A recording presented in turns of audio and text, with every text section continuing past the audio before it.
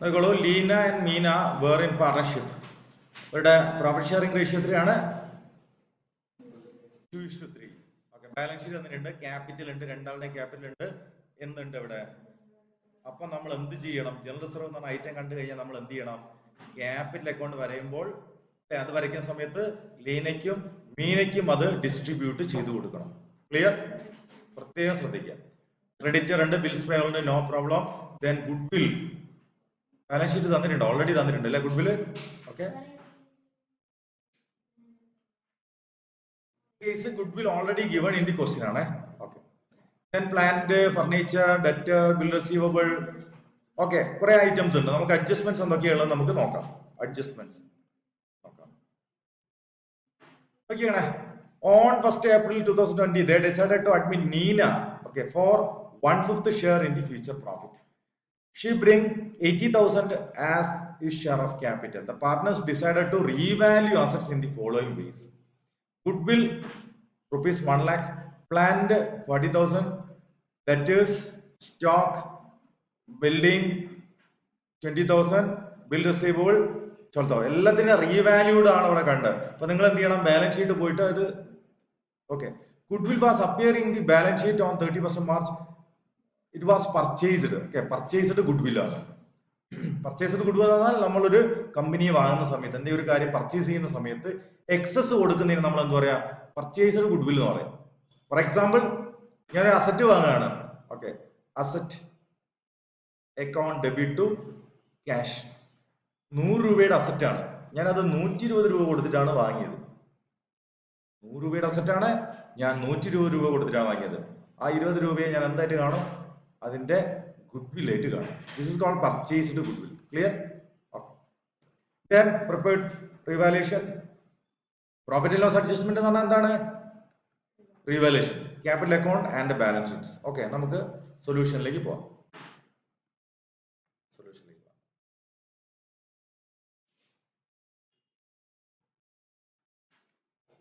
പ്ലാന്റിന്റെ വാല്യൂ 5000 കുറഞ്ഞിട്ടുണ്ട്. നിങ്ങൾ കമ്പയർ ചെയ്ത് നോക്കി കഴിഞ്ഞാൽ മനസ്സിലാവും. ഡെറ്റേഴ്സിന്റെ വാല്യൂ 400 റെഡ്യൂസ് ചെയ്തിട്ടുണ്ട്. സ്റ്റോക്ക് കുറഞ്ഞിട്ടുണ്ട്, ഫർണിച്ചർ കുറഞ്ഞിട്ടുണ്ട്, ബിൽ റിസീവബിൾ കുറഞ്ഞിട്ടുണ്ട്. ദെൻ പക്ഷെ ബിൽഡിങ്ങിന് വലിയൊരു എമൗണ്ട് അങ്ങോട്ട് ഇൻക്രീസ് ചെയ്തിട്ടുണ്ട്. അതുകൊണ്ട് തന്നെ ആ ടോട്ടൽ എടുത്തു, സെയിം ടോട്ടൽ എടുത്ത് പ്ലേസ് ചെയ്തു. അതിൽ നിന്ന് നമ്മൾ ഇതൊക്കെ ഡിഡക്ട് ചെയ്തപ്പോൾ നമുക്ക് പ്രോഫിറ്റ് കിട്ടി. എത്ര പ്രോഫിറ്റ് ആയിട്ട് കിട്ടിയിട്ടുണ്ടാവും? 20,000 രൂപ റിവാലുവേഷൻ പ്രോഫിറ്റ് കിട്ടിയിട്ടുണ്ടാവും. അത് അവരുടെ പ്രോഫിറ്റ് ഷെയറിംഗ് റേഷ്യോ ഇല്ലേ എന്ത് ചെയ്തു? 2:3 ആർക്കൊക്കെ വീതിച്ചു കൊടുത്തു? ലീനയ്ക്കും മീനയ്ക്കും വീതിച്ചു കൊടുത്തു. സംശയമില്ലല്ലോ. ഇപ്പൊ നമ്മൾ ചെയ്യുകയാണെങ്കിൽ എങ്ങനെ ചെയ്യാം? ഈ 20 ഇവിടെ 20,000 ഇടും അല്ലെ, ഇവിടെ 20,000 ഇടും. എന്നിട്ട് എന്ത് ചെയ്യും? ലീനയുടെ ക്യാപിറ്റലിലേക്ക് എത്ര പോകും? 8,000 പോകും. മീനയുടെ ക്യാപിറ്റലിലേക്ക് എത്ര പോകും? 12,000 പോകും. എങ്ങനെയാ 8,000 പോകുന്നത്? 20,000 ഇൻറ്റു 2/5. ഇതോ 20,000 ഇൻറ്റു 3/5. ക്ലിയർ ആണല്ലോ? ക്ലിയർ ആണ്. അപ്പൊ revaluation is over. There is A revaluation profit. ഇനി നമ്മൾ ക്യാപിറ്റൽ അക്കൗണ്ടിലേക്ക് പോവാണ്. ക്യാപിറ്റൽ അക്കൗണ്ട് 3 പേരുടെയും ക്യാപിറ്റൽ അക്കൗണ്ടിലേക്ക് പോവാണ്. നോക്കിക്കണേ, ആദ്യം നമ്മൾ ക്യാപിറ്റൽ അക്കൗണ്ട് പ്രിപ്പയർ ചെയ്യുമ്പോൾ ആദ്യം നമ്മളെ മനസ്സിലേക്ക് വരേണ്ടത് ക്വസ്റ്റ്യനിൽ തന്നിട്ടുള്ള ബാലൻസ് ഷീറ്റ് ആണ് അല്ലെ. ക്വസ്റ്റ്യനിൽ തന്നിട്ടുള്ള ബാലൻസ് ഷീറ്റിൽ അവിടെ എന്തുണ്ടാവും? അവരുടെ ഓപ്പണിംഗ് ക്യാപിറ്റൽ ഉണ്ടാവും അല്ലെ, ഓപ്പണിംഗ് ബാലൻസ് ക്യാപിറ്റൽ ഉണ്ടാവും. So that will be shown on the credit side അല്ലെ. എപ്പോഴും ഓപ്പണിംഗ് ബാലൻസ് എവിടെ ഉണ്ടാവുക? ക്യാപിറ്റൽ അക്കൗണ്ടിന്റെ ക്രെഡിറ്റ് സൈഡിലാണ് നമ്മൾ അത് പ്ലേസ് ചെയ്തത്. ദെൻ പുതിയ ആള് വന്നിട്ടുണ്ട്. എത്ര രൂപയ്ക്ക് വന്നത്? 80,000. ബൈ ബാങ്ക് എത്രയാണ്? 80,000. പുതിയ ആള് കൊണ്ടുവന്ന ക്യാപിറ്റൽ ആണ്. അതുകൊണ്ടാണ് നേരെ എവിടെ പോയത്? നീനയുടെ ക്യാപിറ്റൽ അക്കൗണ്ടിലേക്ക് പോയത്. ക്ലിയർ ആണോ? ഇനി നമ്മള് ഗുഡ്വിൽ കാൽക്കുലേഷൻ റിലേറ്റഡ് ആയിട്ടുള്ള കാര്യങ്ങൾ ചെയ്യേണ്ടി വരും. അതുകൊണ്ടാണ് ഇവിടെ എന്ത് ചെയ്യുന്നത്? ഒരു 8,000 ഒരു 12,000 നമ്മൾ ഇവിടെ കാണുന്നത്. അപ്പൊ എങ്ങനെയാണ് അതിന്റെ ഗുഡ്വിൽ അഡ്ജസ്റ്റ്മെന്റ് എന്നുള്ളതാണ് നമ്മൾ ഇനി വർക്കിംഗ് നോട്ടിൽ നോക്കുന്നത്. Goodwill adjustment.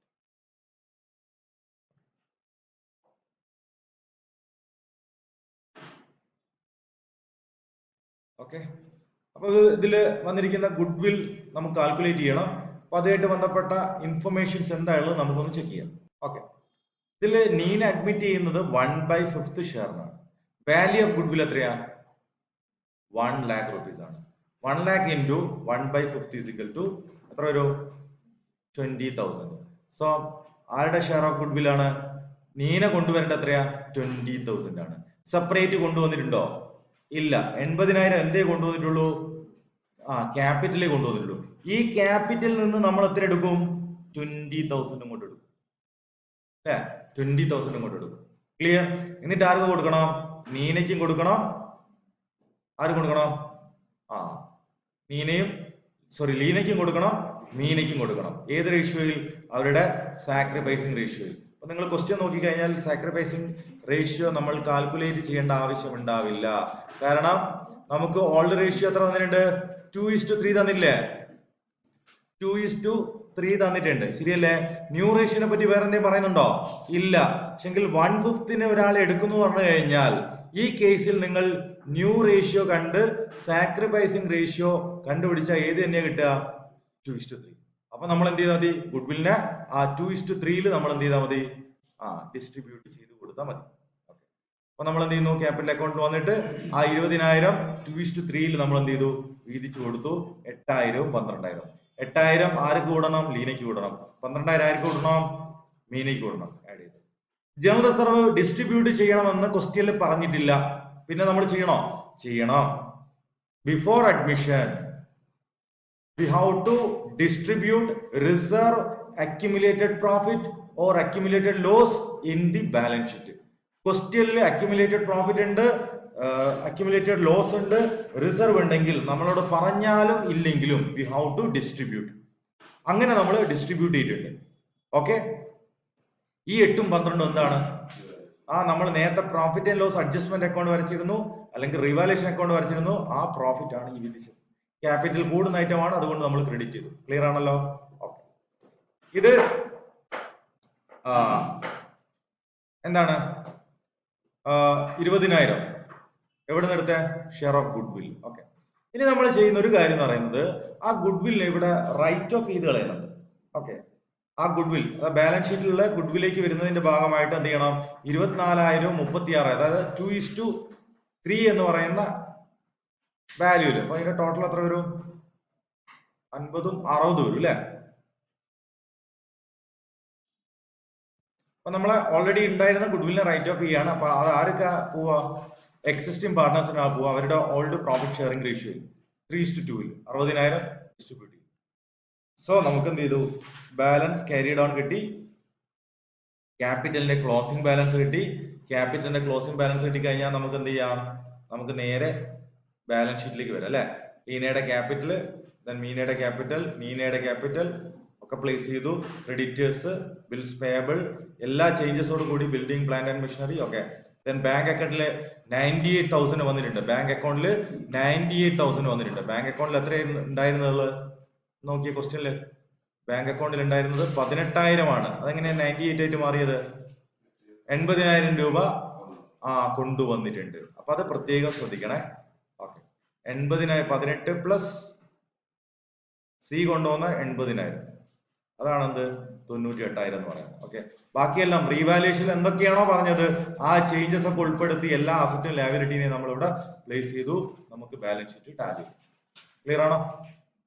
ഇതിൽ ഗുഡ് വിൽ ഉണ്ട് എന്ന് പറയുന്ന ഒരു കാൽക്കുലേഷൻ ആണ് നമുക്ക് പ്രത്യേകം ഡിസ്കസ്